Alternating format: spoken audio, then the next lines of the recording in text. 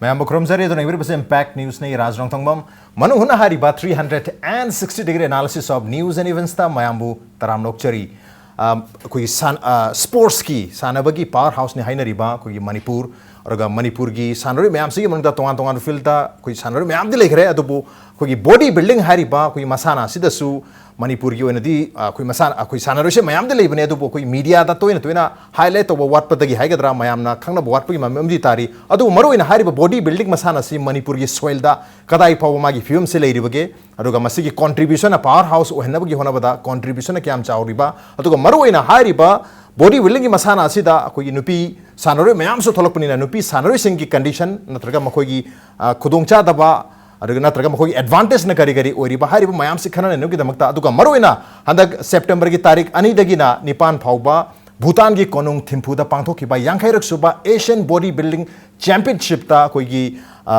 tongan ba weight ki category da nupi gi seniors ki koi gi 55 kg aduga below 55 kg aduga nupa gi na koi gi junior gi Asian body building championship ki koi gi tournament asida habatar championship asida silver medal pangkhara ba koi Manipur gi sanaroi ahum ngasi studio se lengsen role bire aha maktada I welcome taujage Wasmir EPHAM ni silver medalist junior Asian bodybuilding championship 2016 aha maktada Wasmir butaram lokcheri welcome to the show appreciate your joining also joining us hariba same championship asida nupi gi 55 kg below 55 kg gi habatare masida senior koi gi category ni oidusi masida nupi gi silver medalist Orakrabi, Thingbaijam, Saritani, Sarita Busutaram Nokcheri, welcome to the show. Appreciate you joining too. Also joining us, 55 Nupi ki, 55 kg ki Mathaki category da senior ki, silver medalist, Kongbrai Lakpam, Rebita Busutaram Nokcheri, welcome to the show. Appreciate you joining too. Ahan ba question se adum open hoina thamjarage to bai adum Rebita de hojrage hetare. Rebita koi hujik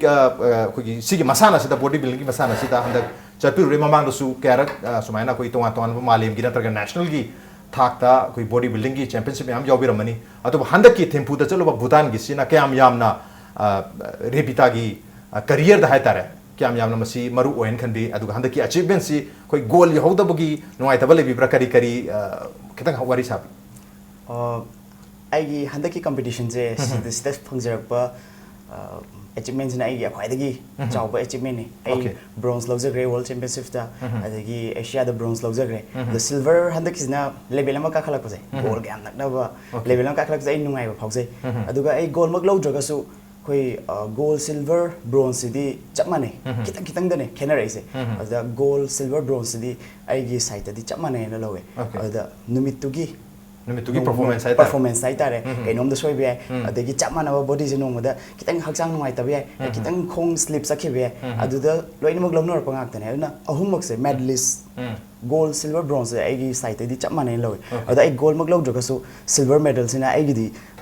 achievement da life ta quite gi chaw ne khan 2012 ta gi ai competitions thokba hujarak pane keno serial by serial ai left na chahi mada Asia world animak se chahi mada smain lak pasida handak ki championships na ai khwai dagi di Asia da silver log pasina ai di awang ba medal oi ri hetare adu yang nungai ba phaujai hai ke gold log ta bagi engon da kesu keno leijade next competition world championship lai ri sida ai kanna honor ga ai matam su lai ri na haijani yam noi je koi Sarita su lak saki Sarita su koi below 55 kg ki sita handaki same Asian bodybuilding championship da yawi ro bani Bhutan da chalaga isagi wana disi handaki experience ai tare ne silver medal pangpagi experience na kwai dagi highest odira mamang su pangki bale ra kari gani kitang ai hoi ai mamang gi Asian championship da jo bronze medal phangjaki adu poi handakti khar kanna hona ra mamang da phangbadagi hena henba ngamna ba de hona jaki adu bo hoi gi competition ni na mi hoi bagi body dugi ama na trama jesi dai da mak ama kitang henna gi da hena logna gi bani na daya ki awat pato kitang wat lagi bana ai silver da sum low banana kanja ke ado ai andak la kadar ba world championship asida andak ki phangi ba performance utki ba da henna hona bangam na bai kan hona jar preference taujari exi okay Asian championship sida phangi ba silver medalist ki silver medal ki performance da ki hena phajaba habadi gold ki performance ama andaki world championship Thailand da pantho ka tribasi da soidana उटकने हबकी थाजब अमगलेना सरिता रेबिता अमदी वसमीर अहम से लोइना honorary है तारे मथंग से वसमीर लाग सके वसमीर की हंदक जना अहान बा को इंटरनेशनल एरिना द थोपो इदुरा सही सु यामना नौरी जूनियर लेवल द सु थोपी पनी इसागी ओने हंदक की चैंपियनशिप जाय तारे ने करी उबी की ममांग द करी लेबी खरे मदु खतंग हाबी आई सानाबसे कोइजु याम कोइद्री आई सही अमामुंग तो फारे दुगा इंटरनेशनल लाइना खोंगना जरप जायगिदी पूरा मंगुम ने याम नुंगाइजे अदुगा एशियन चैंपियनशिप ता इन सिल्वर और कोई जो यामना हराउ जे नुंगाइ हाइबदा अखो इंटरनेशनल लेवल द स्वाइ थु बसे मंगुम ने हाइसे थाजरु द्रिसे करी गिनो हाइदी आई सुम साना जबन हचांग नुंगाइना बा फानना बा निसागी इपा हाइदी निसादा संगदना बा हचांग से अफबा लंबिदा माइके द पुनो बिदा मक्ता डायरेक्शन द चनो बिदा मक्ता साना की बने लौबी ब्रा हाइदी सुमाइना हाइदी इंटरनेशनल की थाक यावरु से मंगनेन खनबिरिसे आई जे कनो माया मसा भाव उबसिदा सुम सानागेना सुम कनो बॉडी बिल्डिंग लाम जे चांगजरपने अदुगा बॉडी बिल्डिंग हाइबा मसाना जे यामना लाइव माला याम लुरम भाई तारे अदुगा आइगी बॉडी आई सानारा मतुंग जो अदुम आइगी बॉडी जिदा अदुम अहोंगबा खगा अदुम लाक भाई तारे अदगी अदुम मथंग मथंग थौसरपन अहोंग बलाक भाई हचांग फगलक फजल बदो ओइदने हाना लेरम दबदो अदुदगी थवाई सुम याव हेंगलखि भाई तारे अद हंदक किसन अहान बा नेशनल इंटर ख्वाइदी चावबा अचीवमेंट सु ओइदुने हंदक किसन सि ममांग द थोखिब लेत्रि कोई हाइदी स्टेट लेवल की थोखिद्री कनो स्टेट लेवल ली थोए अदुगा नेशनल जो अदुम थोक्सरे अदुदा कोई अवार्ड फंगिबा लेखिद्री मेडल फंगसे मेडल अदुम फंग्रे मणिपुर दा कनो मिस्टर कंगलेबा हाइदना तवे अदसो आइगी हाइटाई मेडल फंगले अदुगा मिस्टर मणिपुर खंबा हाइदना अदसो आई अदुम मेडल फंगले अदुगा ओइनाम बंथोकपा मणिपुर स्टेट की ओइबा कनो मिस्टर साफा हाइदना कंटेस्ट म तवे अदसो आइना ओवरऑल चैंपियन हो जाए जूनियर की ओके ओवरऑल चैंपियनशिप चैंपियन वगैरह याम नोय जाय अदबो हुजिक चैंपियन अहुम हाइबा तारे कोई एशियन चैंपियन अहुम सी स्टूडियो से लेरे मानु हुनगी अदबो मखोय सिगी मरम ता हाइपेट खंग तारगा सो हंदगी चैंपियनशिप से मखोय ख्वाइदगी वांगबा कोई लेवल दा कोई मेडल और खिबा तारगा सो मखोय कराइदगी हरखिबन मखोय इमु मनु न कराइद ले बजानो मसे बनाव क्या सरपनो हाइबगी हाइपेट बायोडेटा गुमो यान खंगम दो खनिंग बाहाय तारे मदु मदि सोइन लेनी मरम दुना रेबिता दी होजरागे रेबिता की इमु मनु की वारी हताने इमा बाबा दगी अकेरोले काइन कैलम दगी ओबिबा इसे नाव ग्या सुबिबा खतंग हाइ लाइक सुन काय तमिरो खतंग हाइबि आई केनो आई युम खोमन मंजिल ममांग बामले काय खोमन मंजिल ममांग अदुगा आईगी अपोपा आईगी बाबागी ममिंगना के खेरमनी शर्मा अखोई थाइना सुंद्रंग पावगा पागे बदो थाइना अदुदो अदगी अखोई इमागी ममिंगना तखेल चंबम उमावती अंगबाइलापम ओंबी अदुगा आई चिनाव तरुक आइना ख्वाइदगी टोन तोले अदुगा अखोई नुपा अहुम अदगी नुपी अहुम मयाम जदगी आइना ख्वाइ टोन तोले अद अखोईगी मुंगजे स्पोर्ट की कल्चर दि लैतेबा अदो हमबा पद्मश्री ओइगिबा जगोइदा जगोइगी पद्मश्री ओइगिबा से खोगी इधौने अमुदोन अद जगोई इसै ड्रामा दोइना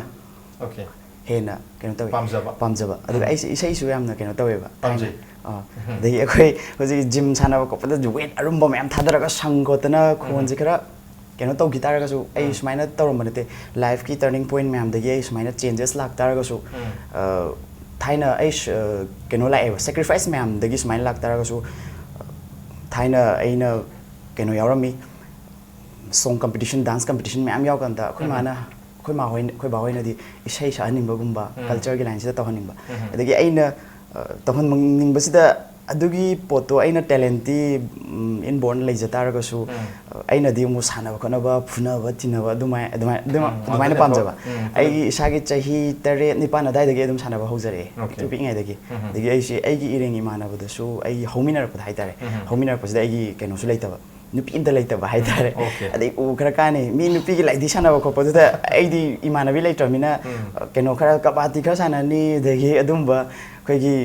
नुपासिंग नुपमचासिंग आयाम कोलक पाइतारे नुपास आइगी लोनसिदा आइगी कोलुक आइगी लेकाई आइगी बेससिदा नुपीसे इतोमदा ओइबसिना आइगी फ्रेंड मैम दुना नुपामचा ngaktani na moina u kare ikani adegi pungdon kare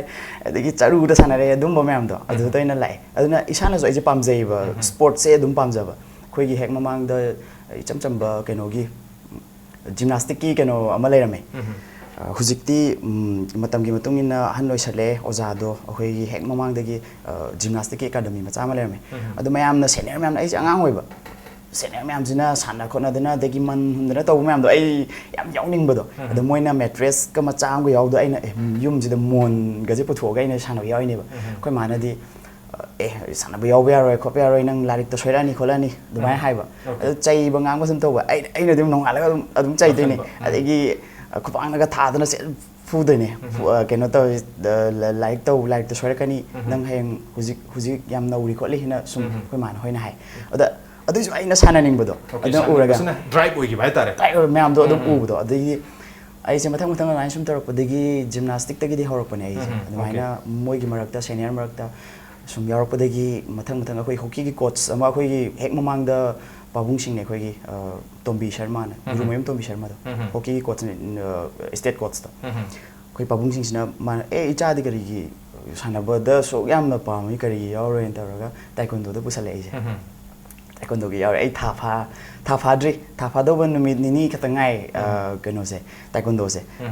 state level sijila kanja khoi oza be mega burn sina nang keno state level yaw gadam ne aham competition yaw da tha su phadre sana ba de han gi khara chong phandana khara thingau lengaw khara keno ngamrak samrak hai tare adu hain tarok da ai je field ko chana gi bai tare ko adu chana gi dagi ai je bronze lawe aham da le ozana bell so engon da promotion pi ba aham bai green bell ler modagi blue one da maina ta no chong ga ozana gift oina yam improve oibu da maina pi adidi matam da di keno se leite ba taekwondo gi sign lotion dream ni na facilities leite ba adigi ai gi imung da financially very weak oibu ni na taekwondo gi paisa chang ba ko pator sida yam ngam jada ba do maina warak pa hai tare ko yum je ai ko ima baba suru no ma ga chawa dagi thabak to ko pa government service to ko namta mating financially yam wa bani na maina paisa chang pa matang juda warak pudo the khara sai hai the boring chura churang ni ke manipur da marak to le pure manipur da laiba player sing ja yam na sum wa ba macha hai ka juda boring chu zum yorong ni ko ai gi di keno sympathy pok na ba hai jab te asem mani ko ai gi life to thok charak ba ai gi financially weak oi ba adigi du maina taekwondo se khara atop di changam da be adu ai gi imung gi oina di chang paisa do khara wana thoe ba ko adidi sai gi facilities lai tara ga di sai da di fora lotion gramina ingon da chathok chachin leibam chawam dagi education gi matang da su kong ga da base loina ma kong ga da duna sai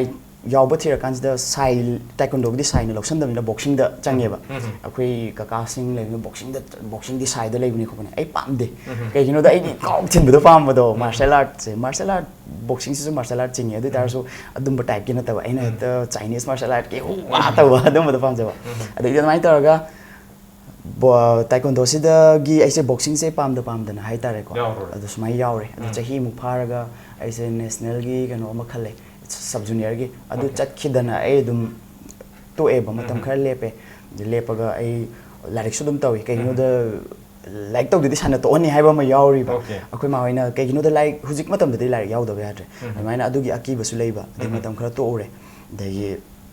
admain tawraga mu ai wushu da mu changi wushu da changaga oza biram ni gi makada oza nahabam gi khoi oza biram ni state coach mahak na su pusalak pane 1989 da wushu ze india da su pusalak pane legend ne so haijane ai matang chai ngai da punjab ni ko aduga oza gi makha sa sanai next sum ai improve ore aduga national chale goal ore the national gi keno phang ai national camp kore adugi matam sida wushu sida the national camp kore improve ore ai gram aina yam pamjaba martial arts oi bani na ai gi field da talong chang kan ngalo chana ba zoi ba admai tawi adai di next national camp kore bhopal se chale ai selection phange topper tare selection phange vietnam da ham bai pun life ki ham bai na wushu gi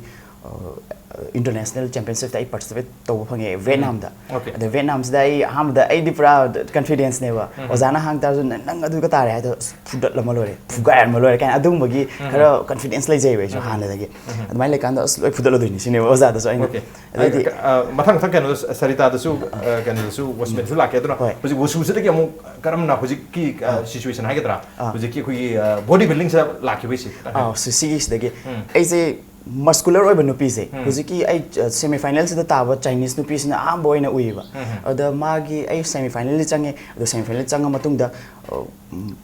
magi makuta po horeba magi muscular oiba duna ai je mighty horeba ada mighty horega ai bronze medal lor la aduga aham hala akanda ai 2010 da royal gym ningom thong da ai keno tawraga sanaba hogi ai su muscular oiraga nangi nang dauna nangondagi hena muscular oiraga amu keno tawgena fight tawgena fight tawraga nang su amu aina mighty ba pigena khalaga tawi kanda koi oza gozen nangi structure yam phajai India da di international yam advance oire aduga India da di yam na nauri aduna manipur da samta laiti aham boina nang puthoken tawe ai oza keno tawi ngamoi ai wushu dum sana jage hai oza wushu su sana bodybuilding su sana tawraga 2011 da ise Mr Manipur da saruk yai saruk ya basida in permission lawe moi organizing committee da ai apps utke yabra short set ke kan yai apps okay nupi ki competition ti yaw de ba maduda yaw pa khakta gi ne fitness na bodybuilding oina di thokte ada ai di muscular oib ja ai di hana preparation tawraga loina fit thamaga moi da permission lawe ai si dress set ke yabra na ke no da ai di muscle mu utoini na adu hai kan da moi da yai ke gi yar do no hairaga ai si thokan ji da ai first tai aham boina thokda Mr Manipur first ta kan ja ai misak te di kana khangje adu ga engon da hai si no pisina set liba dress se yamna comfortable oide Manipur da chane international gi makha da chane bani adu mari leina ba kana no warak piuna hai padagi ai gi adugi competition do yauraga ai se wushu da muk changa ge kem chala ge na khalam do wushu do adui matang dai to khreba keino da life ki turning point do dai oi gi ba yam na ngon insult tau gi ba adu dagi ai se bodybuilding da on gi bane ba adu 2001 gi 2011 gi kui Mr Manipur gi contest da isana su champion oi duni adu 2012 ta gi dam hau ge ba 12 ta gi dam makha ta ai continue tor gi hadana sonda mai wasan gi rabni Sarita dong lakse gi Sarita gi story si kai to no imung dai hobiro imung da kana kana laiba ima baba islinao dagi si sana ba sigi lamse da koi bodybuilding gi lamse da mai lakhi ba ta ai aseng badi ai ki pokpham je thawal wang mutaba college road tane duga ai gopal life ta sangjare ya ai san pani leijare khungjom sapam da lai hoje khungjom sapam de pan jabane dai se ngangori kanda sana ba je pam di pamaga koi gi da ibung sing che sing na sana be matung de amin nazare ba aduga oi gi imung manung gi condition nai tare dai da abdi sana barom doina pura mai onsan ngai sang pusan bi ngai se lairak ta ba aduga yum pala matung aduma chu kui dre sana ba hor ko je 2012 ta ge bodybuilder je hana na si sana jar ki bane yum pala matung dare sana hori se yum pala matung de sana jar ki bane ai ki husband jena koi ge cheng cheng na da koi 2012 ki kano ki miswal da semo mota mana medal ro ki bai cover de ro ki ba ko sidai da ai ki puroi bas na har ki cover da theng nei tv da smai smai yaw re emo mota du do har semo mota je ai ki de mari mata hoi ki ba hojik so dum oi ri adu da mana nang smai na sana ro sana han ningi ko ningi haire de ipuroi bas jo hana ma je martial arts sana re aduna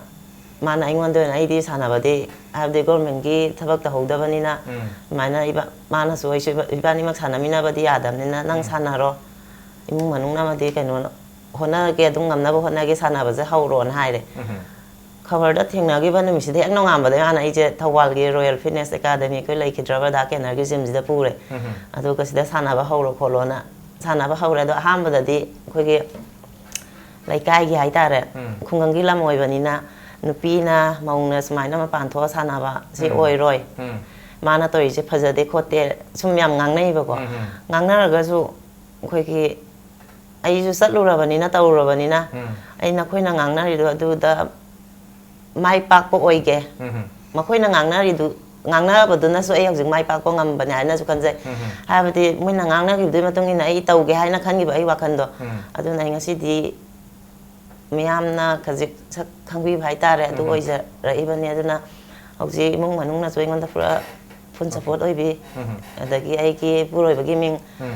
thingbai jam bogi rot adagi ai ki bogi rot adagi iku bo bhai tare na thingbai jam iphosa de ima gi ming na thingbai jam thoi bi adu ga pok pai pa gi na laisang bem ke soram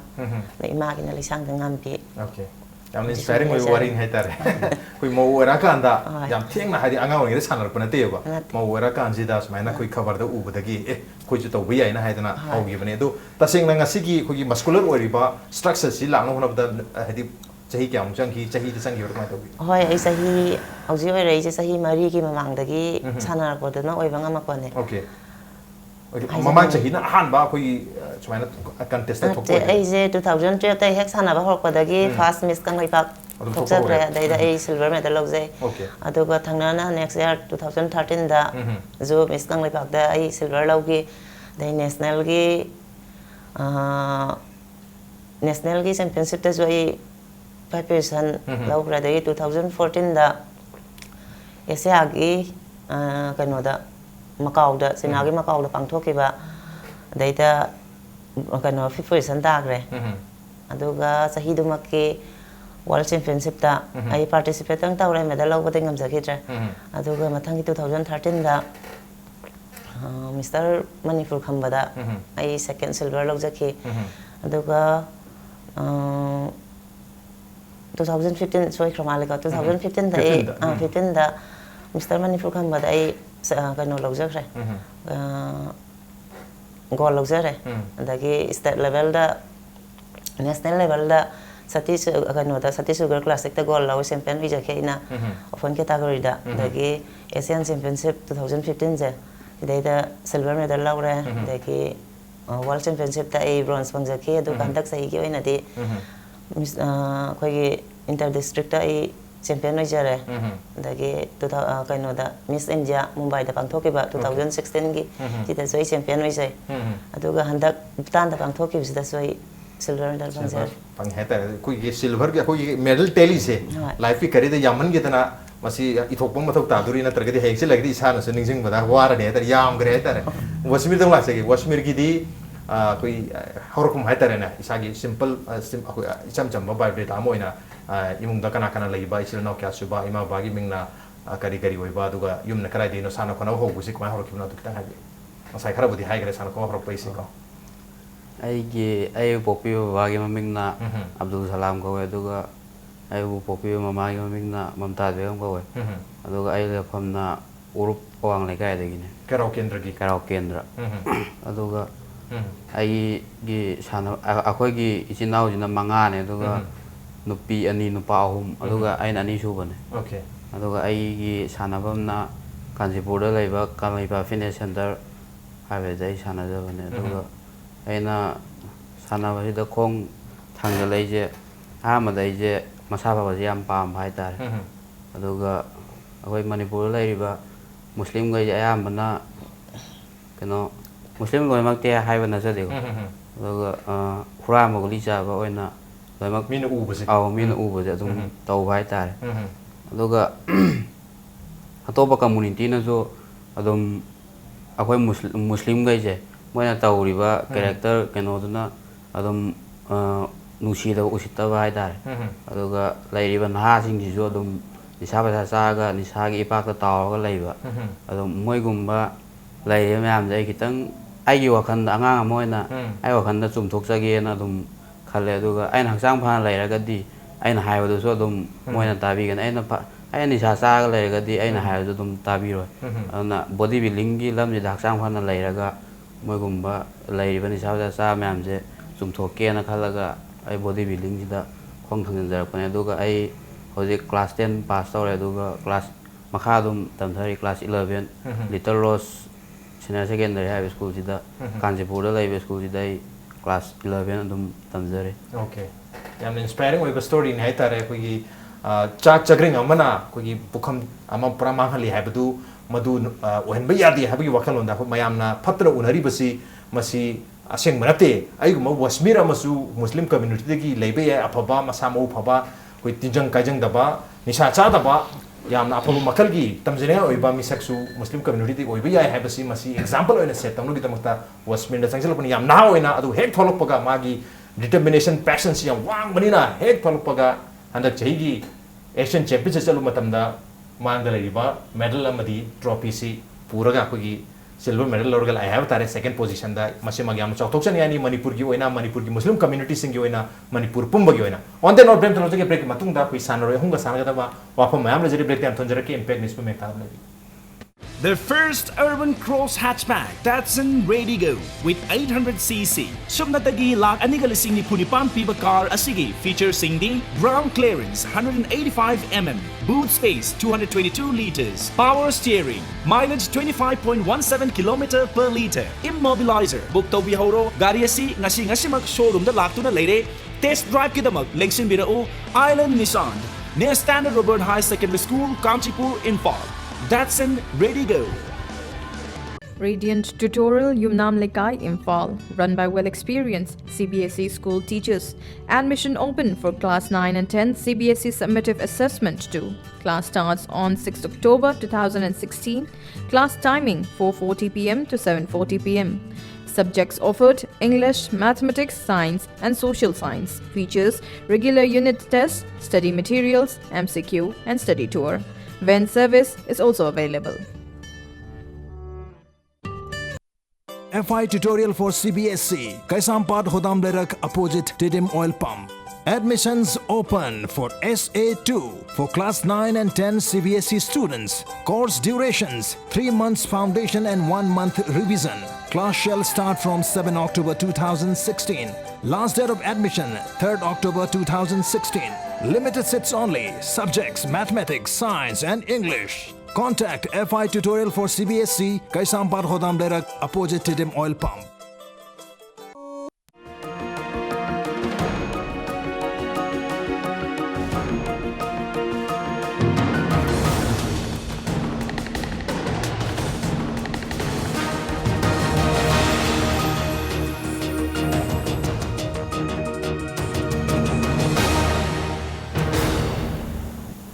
Welcome back. Atau ning berbesi Manung Hutna ni 360-degree analysis of news and events with me NONGTHOMBNAM. Manung Hutna tang asi koi khana jarmi ba topic asi Manipur da body building adu ka maruina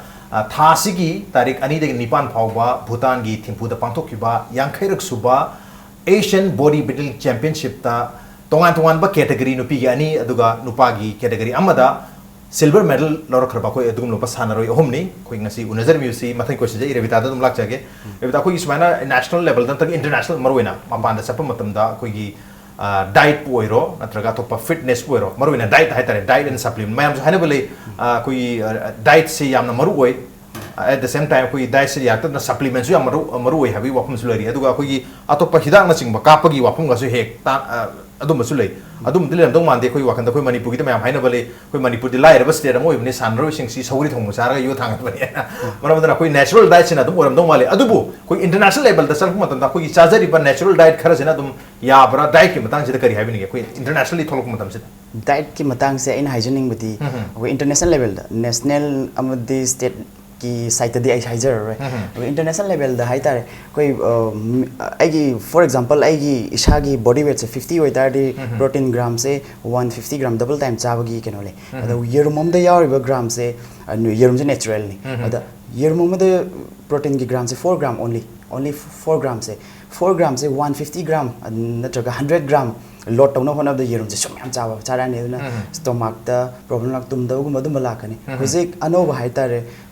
aduna natural da lekhre aduga anova chakholapai matungna protein powder gumba dagi amino sumba tholopasina only scope amada macha scope macha amada 20 gram protein yarpa adagi 35 gram 40 gram yarpa ni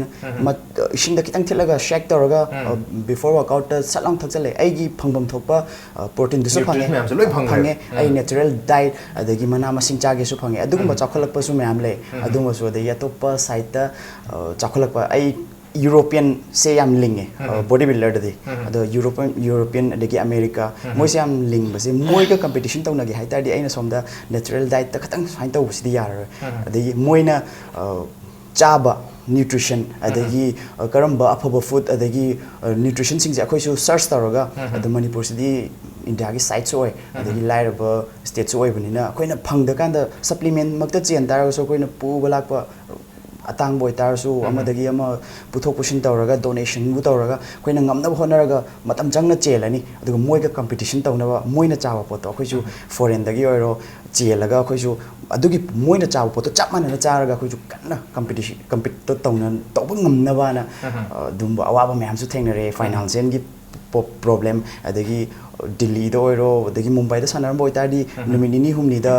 ꯏꯝꯄꯣꯔꯇꯦꯠꯁꯤꯡꯁꯦ ꯆꯦꯟꯕ ꯌꯥꯏ ꯑꯗꯨꯕꯨ ꯑꯩꯈꯣꯏ India ꯑꯣꯏꯅ represent ꯇꯧꯕ ꯆꯠꯄ ꯃꯇꯝꯁꯤꯗ ꯑꯩꯈꯣꯏꯒꯤ team ꯏꯟꯗꯤꯌꯥꯒꯤ ꯁꯥꯏꯠꯇꯒꯤ ꯍꯥꯏꯇꯥꯔꯦ ꯀꯔꯤꯒꯨꯝꯕ ꯑꯩꯈꯣꯏꯒꯤ ꯍꯦꯜꯞꯀꯨꯝꯕꯗꯤ ꯀꯩꯝꯇ ꯂꯩꯕꯤꯗꯕ टीम इंडिया की साइड से बॉडी बिल्डिंग की साइड तक इंडिया की कंट्रीब्यूशन से कनो फाइनेंशियल दे कोई इशाना लोई तौसे अदुगा कोई की लेबा एसोसिएशन छिसु लाइरा बोय बनिना समाइंदे सुम लेबा बुदी आपनते अदु जे रिसेंट की दी लाइरा बोय बनिना तौफम थोपा ओजा सिंग ना खाइना रगा रो अंगम बसक्ति दा खरा खरा दी अखोय दा कंट्रीब्यूशन दी फंगे अदुगा मैक्सिमम दी अखोय इशाना लोइना तवे अदुना लेप्तना अखोइना इंटरनेशनल लेवल दा होनरपनिना सप्लीमेंट की मतंग दा था अनि हुम वालिंग दे प्रिपरेशन होबनिना अदुगी सप्लीमेंट चारपा देगी फॉरेन अमा चटपदा चंगपा पैसा मैम दा हंतौदा अखोय याम अवाब थेंगने ओके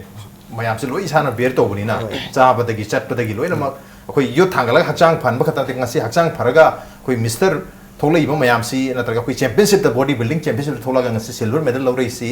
मसी चुमनगी यो थांगला खता नते मसिलेदा अतोप तोंगानबा फाइनेंशियल की बर्डन फाइनेंशियल की अरुमबा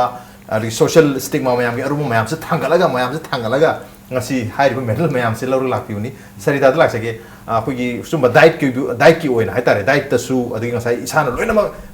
चंगबा सेनफम मयाम से लोइ पुथोकसे हाइबनिना मसिगी दमता सेनफम सिसु मतिक चाना थोरांग तब मथौ तानी अतो करी खुदोंग चादब मरुइना थेंगबी अदुगा कना दगिदी हेल्प से अदुम फंगबी खितंग हाइबी खुदोंग चादब हाइबसे याम थेंगने अदा अखोइदि चाद्रगदि अमुकसु कंटेस्ट अमा थोके ना खलगदि कंपटीशन अम लेइ मतमदा था अहुम नत्रा मरि सि ममांगदगी चाबो ओइरो सानाबो ओइरो सिदगी हौरगा होनारकपनिना अखोइगी कंटेस्ट हायेंगने हांचिने हाबा खुदक्ता पुथोगा चाबा याबा नतबनिना चारगा अखोइगी बॉडी मसल जे पुथोकपा याबा नतबनिना सिगे मतमजे वालिङैदगी अखोइ इसागी लेइतबा यामना वाबा तंजादसु अखोइगी प्रोटीन मक्तोरसु लोइखिबा तंजा थोकपा दो याके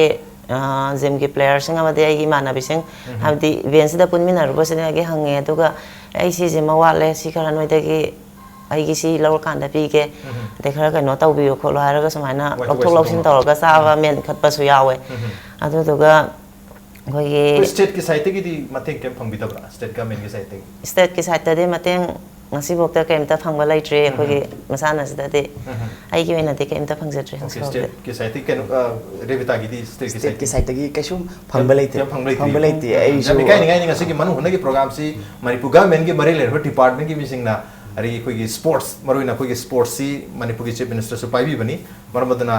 यूथ अफेयर्स एंड स्पोर्ट्स की मिनिस्ट्री है बता है मिनिस्टर डिपार्टमेंट है तारे चीफ मिनिस्टर सु पाइबी बनी ngasi की प्रोग्राम सी यंगबी तारगदी सोइदना मियं खरा संगीपम थोयन खंजै नॉट ओनली कोई ngasi लेंबिरैबा मी हमसिना दबा कोई बॉडी बिल्डिंग की फ्रेटर्निटी द लेरिबा कोच बोइरो सानरोइ सिंग बोइरो मखोगी इक्विपमेंट बोइरो डाइट बोइरो मसिदा मियं चावना संफम थोइ ngasi मणिपुर की माइ ओइगदा बासुम मेडल मयाम मिंचत मयाम पोरै बसी मसिदा कोइन तुमिन लेसन ममदि थोकते मथंग चै वसमिर द लाक्सगे वसमिर करी हुजिक नौनो थोलपनि खुदोंग चादब थोइदोंना थिनमदों मानदे कोई मरुइना नुपागी ददि खरा बॉडी बिल्डिंग दसु मणिपुर द हांदगी दम आगे है तारे मैं थवा यावनारपनिना नुपीददी नौनो थोरपनि नुपीसदबुदी थवा यावबस कितंग वालम दंग वाले मदुदसु लाक्सगे नुपाददी का हेन एम्फेसिस पिउ माली तोंगान बा क्लब सिंग बोइरो जिम सिंग बोइरो मतेंग गजन बिरम दंग माली करी हाबिंग मतेंग अदुम फंगबिब्रा इसान लोइ पुथोकसर कोइन तौरि वसमिर गिस हौजिक से फाइनेंशियल की प्रॉब्लम जाइगोनदि सानाबसु कुइद्रिबनिना याम कन्ना अवाब ओइदे अदुगा अखोइ इमुंग ममा फुल सपोर्ट तौबे अदुगा अखोइ इमुंगी ओइबा पैसा खुदोंग चादबा अदुम यावरगसु आई ओजा नुपीगी एटीएम थम खोलगा अदुम अबो के एटीएम अदुम थमगा एंगोंदा अदुम फुल सपोर्ट तौबे मतेंग बंबी ओके रसिंग ना मतेंग पांगबिरी युंगी साइट से मतेंग पांग नुपा इदे खरब मतेंग से पांगबिनो लय हाइतारे प्रोबेबली हुजिक नौना थोलैबनेना वसमिर के ददि हुजिक ओजा मयामना सम हवौ चोंग मतेंग पांगबिरी वे नुपी हाइतारे नुपी की ओन थोरक मतम ददि साइचु रेबिता जो हाबिर अहाम थोरक मतम दा कोई इवन चैंपियन ओर फावबदा गोल लौर फावबदा मान सेलिबो कॉस्ट्यूम से नुआइते मणिपुरी चनदे इंटरनेशनल चलम बया मणिपुरी नुआइते गायना कल्चरल की शॉक अमा पिसलम कोई कल्चर मिक्स तौसलपा साना बदा हाइतारे तोंगान फील्ड मदु कल्चर हाबजलपदगी मसी नुआइते गायना सुमान तोंगान बा हदि नुपी सिंगदा स्टिग्मा मयाम पिसलपा हाइतारे ने problem मयाम sisu leiri adu hojik hojik si nupi ki body building sida nupi mayam su thole sana bubudi adu kai hatare mayam gi thawai yauksin bi ba mateng pangsin bi si nupa adan helin khami bra nupi ki status tik mai leri ai Sarita dalak sa kisi oi nupa dana hena mijen sangne na khalle habdi nupi ki sidi nausu nauri banina nauri ai sa koi India cha sahi mari manga si surok pada ngai de ado Manipur dana mu hele nau buse India gi to pe state gi di player me ama thokre nupi ado koi Manipur na jo khara thengda na kano to thoi ado nupi da di support tau ngai se irai lei ta dong tawe nupi body builder have da thoi na magi da makta kano tau bi ngai lei jong thok pin se lei te nupa gi na ga di nupa da di masa khang ba ju hekta hale adu ga ai gi makta oi roi chine na oi roi mung anung oi roi ai si je ma wa le have di contest sama tam da suma har ham ba har da de harau rau ai si tau kholo harau rau dum tau wi ra me ani rak su ba lak su sum salam dai ko ding gi si ma teng pang biu har ma tam da di pang bi nau de te wa le okay asma si hai jan mateng pang mina base te wa le have even relative to how do masing yam jalak te have ne ham dari how som giram tar ga su paisa je sang ba sang ba diet si su maintain tau da ya da ba ai no ka chara ga ngasi hajan na chara ga hayeng cha du su ya bo pot na ta ba mas regular hai di mas continuity consistency ma mathau tari Rebita dalak che Rebita hujiki finance ki part to da adigi mayam gi mieng chambi ba thawa yobi basi nupi gi body building jitang wat pasida isagi oiba kari mieng lebi kari experience lebi isagi site ai na hygienic badi ai body building se am thawai yoba adagi chahi khuding gi pangjage haiba su le mi gi matung le adagi ai friend circle da adu maroi na ina panjing gudi ai oza so oiba adagi NCC gi eno akoi bu luching na pubira po oza so oiba ai huji ai yum da leite kai gino da ai financial problem lei adagi ai yum da support se akoi ma hoina sport ki line da yamna keno oi bana tabni na experience lai bana tabni na adagi financial da natana moral support su kamai tawni khoni adagi new model kamai tawu khopa da du khangdamni na ai hu yum da isamak lai jate ai yum da lai ta chahi mari mu sure okay da ai gi oza sigi mayum da ai tera da lai je tera yin khom lai da ai lai tera si da soi nau na so khongak pani madam na da madam gi mayum si da ai je aina haining badi ai madam na ai gi everything loina support tawe adu madam na macha leirak magi macha gi sohna masa gi so da yum purakpani na body building se di amna financial se koi keno yam chang paisa yam na ka hena changbo game oi bani na ngamakte adu mantri mandolam da oiro aina yamna extremely nuaitana aina panjaning badi koina tha ama na traga tha ni walingai mamang da mantri am da oiro MLA am da oiro na traga acho sam da oiro he yam harauna pira ko yawi aduga next nang lakadabni ko adagi yam support tawdini next su lakdaba ya de ko maina yam na koi sir AK bumcha adu sai maming chu panjani adu su haije aduga sanaba date kya chatoino kain hayan ai date 5 to chatoina date 3 da gumda lao aina donation lak chai dudi ai marketing gi damakta ai paisa adagi khupaision gi damakta chachabunati ai chatke dorba competition dugi medal lo na ba ai keno supplement dugi yamna huge amount changbadugi adugi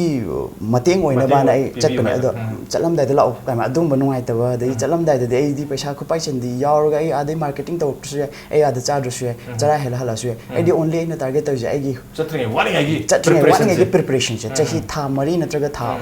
yam jabda tha duga maximum tha mari sigi mawangs dagi aina preparation to raga medal do lorok na bagi target ne ba ai kenu na chade ba marketing gi paisa ni ba lak chabna te ina chali mafam du da koi thimpu da boiro natraga Kazakhstan da boiro Macau da boiro ina tournament se championship se yaw ba chapa matam da madu da sanga da ba sempham koi kupai se pocket money gi da makta mateng pangbi haibna te marab na chalam da da mateng pangbi da su kai de ai ne preparation tori manu se da mateng pangbi ne mathau tari si marab du na matang sai se da koi gi leiba tongan ba association sing agi club sing aduga koi maruina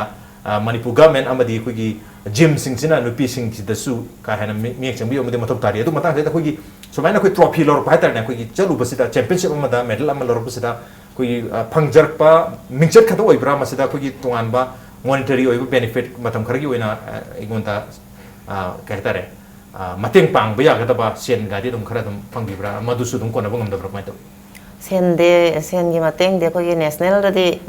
adum khara de hape national international di trophy medal certificate sinatana to pa hen bakem ta monetary kem yaw de sen ki cash prize yaw check khata ne yaw se aduga kona amu akoina chahi gi matungina 2012 ki 2016 17 gi dumaina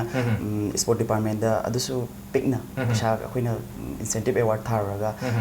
international level phangbi lising ni pan tara dumai phangbi okay koi masi passion na drive taw ne tara ai gi pamjaru ba masi gi feels ma di ai masi yung na chat lagi habagi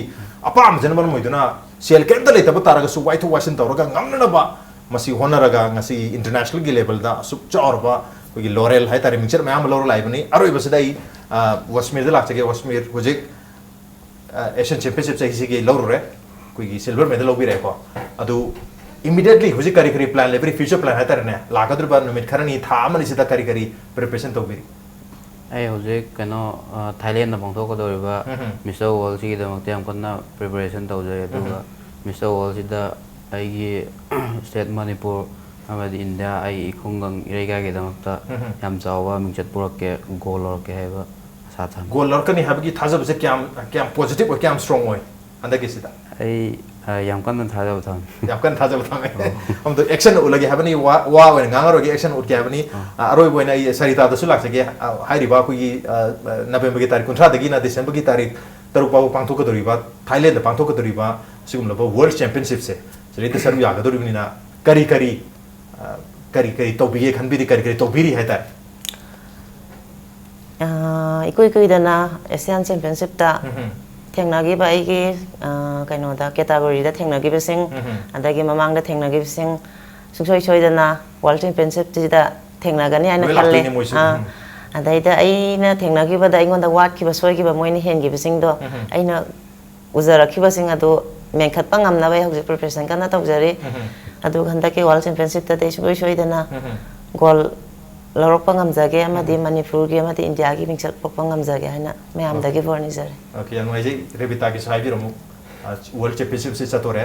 preparation yam kan to biri ko kari to gen kan biri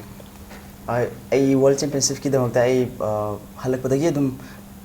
Asia chaloga halakpadagi dum target dum tawdi lepte kusu ai dum preparation tawjari adu lakadeba competition sida ai gi awat pa khoi Sarita Wasmir su pangre ai gi weak points sing je menkhalaga mangda tha ani lairimnina anangba level da angamba level da ngamna honaraga world championship sida silver the goal game naknare next the goal lairamnina masai game khena de habesu laikre wakom mi dugi matam dugi dagi ma ilam dam Manipur dagi India gi maut silaga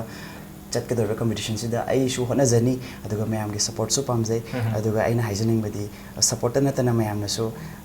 akhoi gi damakta ai gi damakta mating pangbiyo aduga ishwar da su thongni biyo aduga mangola shirvat to adudi adu mayam gi mangola shirvat su biyo aduga soidana handaki December da hai tare maruina December gi November ge tarik kotha dagi na December ge tarik taru pangtho ka dori ba Thailand da pangtho ka dori ba world body building championship asida hai ba mi hum aduga atopa Manipur gi sanori mayam asina champion orang nabi damata Manipur miyam gi mangola sebat pibu habni aduga ngasai takpi khipa ko chalam dai da mating pangbibu di hujik matam leiringa da aina preparation yam kana tori matam sida mating pangbi taraga di madun hena gold medal lor pada acho mating oigani soidra mai pakani habni maramodana this is the right time Manipur miyam na mating pangbining taraga di Manipur gi lairi ba body builder mayam si hujik koi preparation ki period sida mating pangbi ho taraga di yam noai gi maru ina Manipur government yas department gi acho miyang adu maru ina koi gym sing na su mating pangbi pum toi on der on ngasi oina di manu huni thamse mata khad mission jarage ngasi ki thomse da Rebita Sarita amadi Wasmir lengbe tuna throsi mapum phan gi tamata koi sanori ombu amuka na thaga chok hondok chari appreciate you join Masin ngasi manu honi thorong ngasi edition sekram to bibu khode khan birpu yagane khoi mail id impacttvnews@gmail.com natraga khoi Facebook page www.facebook.com/impacttvmanipur da join to biraga comment amadi feedback tha birpu yagane Ladies and gentlemen, thank you so much for joining us from the other side of the screen. Until next time, this is NONGTHOMBNAM signing out. Have a good night.